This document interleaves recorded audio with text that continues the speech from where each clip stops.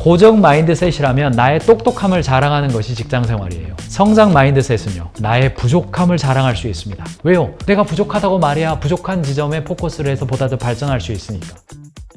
인재를 잘 양성하는 월드 클래스의 조직의 비결, CEO를 포함한 인재를 외부에서 발탁하려 하기보다는 내부에서 키워 미래의 CEO로 육성하려는 내부 승진 위주의 인사 시스템입니다. 건강한 조직의 특징이 뭐냐면요, 자꾸 외부에서 낙하산이 오는 것이 아니라 외부에 영입된 인재를 다 낙하산이라고 할 수 없죠. 외부에서 실력 있는 사람이 다 와요. 그런데 그게 도움이 될 때가 있습니다. 조직 내부에서 그 실력을 키울 만한 시간이나 내부의 육성에 대한 역량이 없는 상황에서는 중간중간 경력직이 들어와서 조직 내부에 동화되면서 성장하는 그런 기업들도 꽤 많이 있습니다. 아까 예를 들어드렸습니다만 컬리 같은 경우도 대부분 경력직을 확보해서 성장했습니다. 배달의 민족, 토스, 야놀자 이런 곳들 대부분 경력직들이 합류해서 지금의 성장을 이끌어 왔어요. 그런데 어떤 한편에서는 외부에서 자꾸 인재를 영입하는 것이 아니라 내부에서 성장시켜주는 조직의 성장 DNA, 조직의 인재 육성 DNA라고 하는 측면, 조직의 인재 육성 DNA를 가지고 있는 기업이 진짜 실력 있는 기업이다. 그러므로 대기업일수록 또 오래 고되고 탄탄한 기업일수록 조직 내부에서 인재를 양성하더라. 최근에 대학생들로부터 입사 선호도가 높은 기업 중에 하나가 대학내일이라고 하는 곳입니다. 여기에는 조직 내에서 성장 프로그램을 다양하게 하는데 이게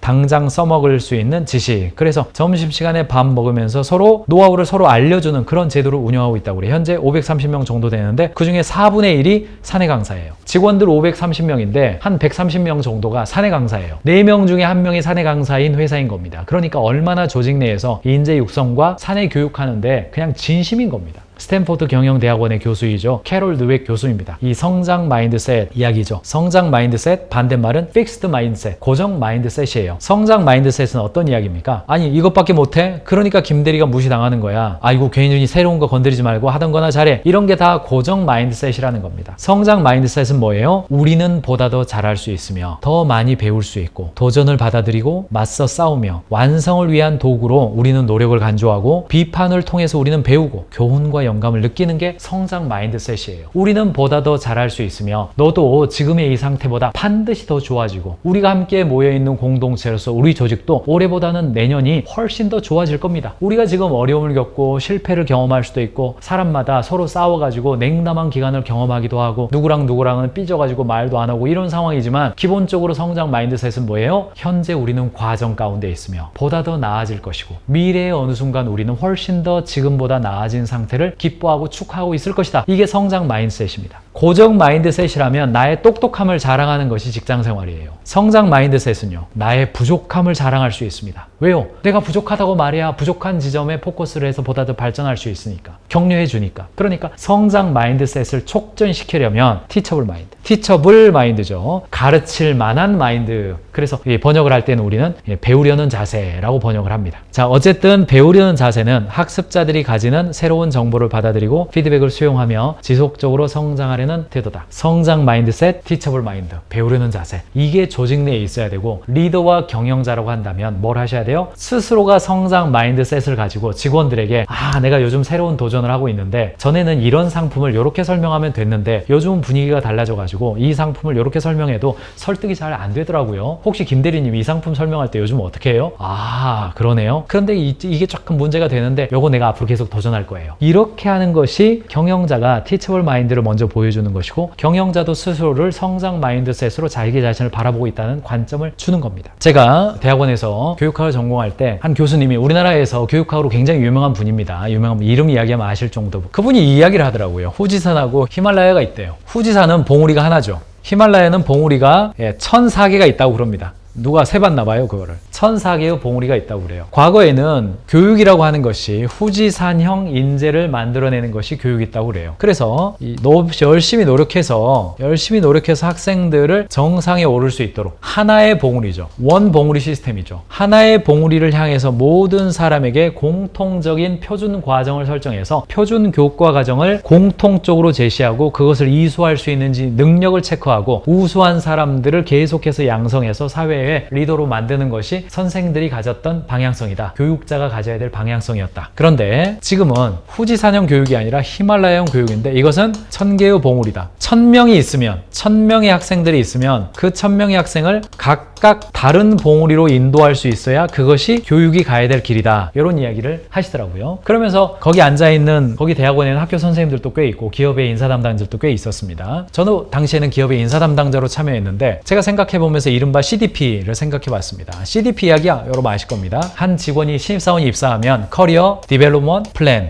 개인 경력 개발이라는 관점이죠. CDP라는 표현을 했지만 사실은 기업 내에서 이렇게 3+5 시스템, 5+7 시스템, 그래서 3년씩 5번 승진해서 임원이 되는 시스템, 이런 것들을 많이 만들었죠. 저도 많이 만들었습니다. 근데 이 이야기를 듣고 생각해보니까 이게 히말라야를 만들었더라고요. 제가 영업부는 사원 주임 땐 이거 하고 대리과장 땐 이거 하고 차부장 땐 이거 해서 임원은 이런 사람이야, 실적은 이 정도 냈고 과업은 이런 거 했어, 이런 거 규정해 놨거든요. 그래서 그걸 신입사원 때 아주 보기 좋게 제시했어요. 여러분들이 임원이 되려면 요거 하면 됩니다. 1, 2, 3, 4, 5. 이거 후지산 제시한 거예요. 후지산 제시한 거예요. 그런데 이 이야기를 듣고 이제 CDPA 시간이 아니라 경력 포트폴리오 시대잖아요. 경력 포트폴리오 시대라고 요즘은 이야기를 합니다. 그래서 한 사람이 신입사원으로 입사하면 기존의 어떤 봉우리를 향해서 가는 것이 아니라 올라가다가 다양한 봉우리를 선택할 수 있게 만들어주는 겁니다. 그래서 당신은 지금 영업부로 입사했으니까 신입사원 때 이 정도 성과, 과장 때 이 정도, 부장 때 이 정도 이렇게 말하는 것이 아니라 당신이 주어진 일을 진행하면서 사내에서 다양한 경력의 사다리가 있습니다. 그래서 처음에 PD로 입사했지만 나중에는 컨설턴트가 될 수도 있고, 컨설턴트로 입사했지만 쭉쭉쭉 하다 보니까 코치가 될 수도 있고, 코치가 됐다가 다시 쭉쭉쭉 하다 보니까 리서처가 될 수도 있고, 쭉쭉쭉 하다 보니까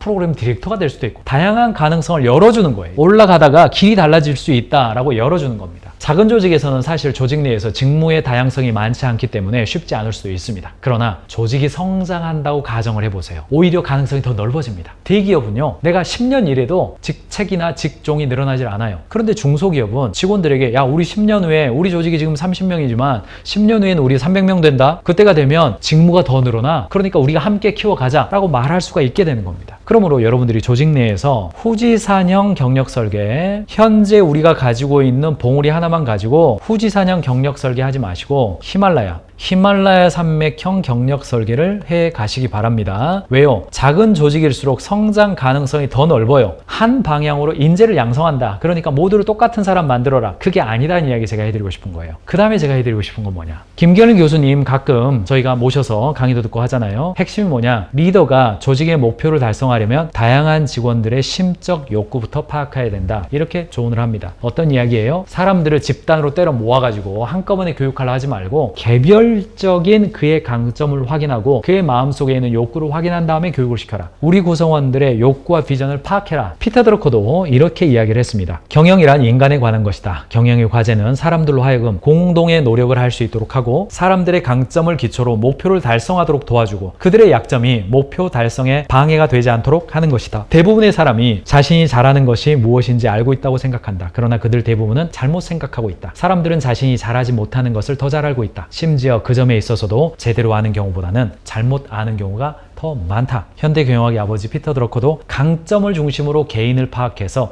그 개인이 즐겁고 의미 있고 충실한 삶을 살도록 성격상의 강점을 파악해서 키워줘라. 이것을 방향성으로 잡고 있는 겁니다. 그러므로 집단적으로 신입사원 들어왔다. 과장급이다. 팀장급이다. 집단적으로 가르치지 말고 개별적 미팅을 통해서 가르치고 양성해라. 개별적 성과관리의 시대에는 필연적으로 개별적 인재 육성의 시대가 될 수밖에 없습니다. 라는 이야기를 제가 결론적으로 말씀드리겠습니다. 사랑하는 경영자 여러분, 조직 내에서 인재를 양성하는 가장 확실하고 거의 유일한 방법은 경영자가 양성 대상자를 선정, 발굴, 선발해서 개별적으로 만나셔야 됩니다. 그리고 그 개별적으로 만나서 그의 마음속에 심적인 표상이 있어요. 강점도 있고 욕구도 있고 그가 하고 싶은 어떤 게 있단 말이죠. 거기에 대한 대화를 나눠야 돼요. 그리고 그 대화의 근거에서 무엇을 가르치고 무엇의 성과를 내도록 도와줘야 될지를 봐야 된다는 이야기예요.